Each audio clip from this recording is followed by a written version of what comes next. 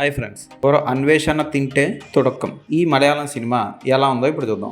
Jeevan Thomas అనే వ్యక్తి కనపడకుండా పోతాడు. అతను ఒక జర్నలిస్ట్, యూట్యూబ్ జర్నలిస్ట్. అతన్ని పట్టుకోవడం కోసం కొట్టాయం సిబిఐ బ్రాంచ్ ఏం చేసింది. అతని కోసం వెతుకుతూ వెళ్తే డిఎస్పి ఐజాక్ మామెన్కి ఏమేమి రహస్యాలు తెలిసాయి. ఈ కథలో ఉబైద్ అనే ఆటో డ్రైవర్కి జీవన్కి సంబంధం ఏంటి, ఇవన్నీ తెలియాలంటే సినిమా చూడాలి.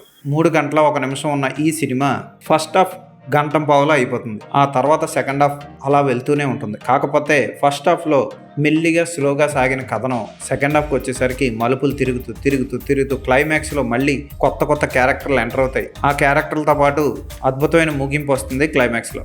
ఇక్కడ జీవన్ థామస్ అనే క్యారెక్టర్లో షైన్ టామ్ చాకో బాగానే చేశాడు. అతనికి ఫస్ట్ హాఫ్లోని సెకండ్ హాఫ్ సగం వరకు ఒక్క సీన్లో కూడా మాటలు ఉండవు. చాలా వరకు మాటలు లేకుండానే ఉంటాడు జీవన్ థామస్ క్యారెక్టర్. అయితే ఐజాక్ మామెన్ పాత్రలో నిషాద్ అద్భుతంగా చేశాడు. ఆయన క్యారెక్టర్ హైలైట్ అని చెప్పొచ్చు. ఆయనే ఈ సినిమాకి డైరెక్టర్ కూడా. అలాగే సముద్రగని క్లైమాక్స్లో వస్తాడు.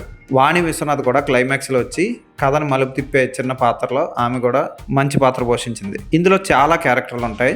ముఖ్యంగా కొట్టాయం సిబిఐ బ్రాంచ్లో పనిచేసే 2 లేడీ పోలీస్ ఆఫీసర్లు, ఒకళ్ళు లబ్బర్ పందు హీరోయిన్, వీళ్ళందరూ వాళ్ళ పాత్రలకు న్యాయం చేశారు. ఫస్ట్ హాఫ్ని అనవసరంగా చాలాసేపు సాగదీసినట్లు అనిపిస్తుంది. నిజంగా మనం ఒక కేసుని సాల్వ్ చేసిన ఫీలింగ్ వస్తుంది, బోర్ కొడుతుంది. సెకండ్ హాఫ్కి వచ్చేసరికి క్లైమాక్స్కి వచ్చేసరికి ఓహో బాగానే తీసాడే, కాకపోతే ఎందుకు ఇంతసేపు సాగదీశాడు అన్న ఫీలింగ్ కలుగుతుంది మనకి. కానీ షైన్ టామ్ చాకోకి ఉబైద్కి ఉన్న లింక్ని చక్కగా చూపిస్తాడు దర్శకుడు. వాళ్ళిద్దరి మధ్య ఉన్న అనుబంధమే హైలైట్ ఈ సినిమాకి. ఒకళ్ళ కోసం ఒకళ్ళు త్యాగం చేసుకోవడం, ఒకళ్ళ కోసం ఒకళ్ళు పగబట్టి ప్రతీకారం తీర్చుకోవడం లాంటివి బాగుంటాయి. క్రైమ్ ఎలిమెంట్ని, సస్పెన్స్తో కూడిన ఎలిమెంట్ని దర్శకుడు చివరి వరకు దాచి మెల్లిగా అన్ఫోల్డ్ చేస్తూ ప్రేక్షకుల్ని ఆశ్చర్యానికి గురి చేస్తాడు. కాకపోతే క్లైమాక్స్ మాత్రం చాలా సినిమాల్లో చూసిన దానిలాగే అనిపిస్తుంది, రొటీన్గా అనిపిస్తుంది.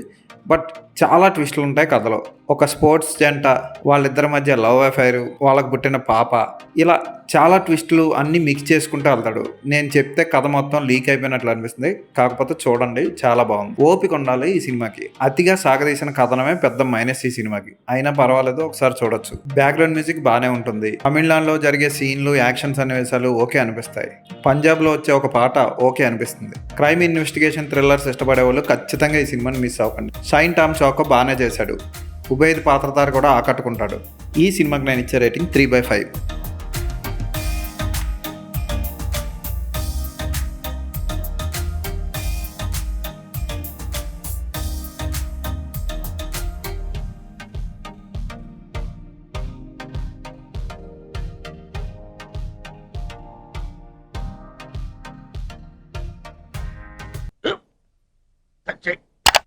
స్కూల్ బెంచ్ లాగా ఎంత గట్టిగా ఉందోరా?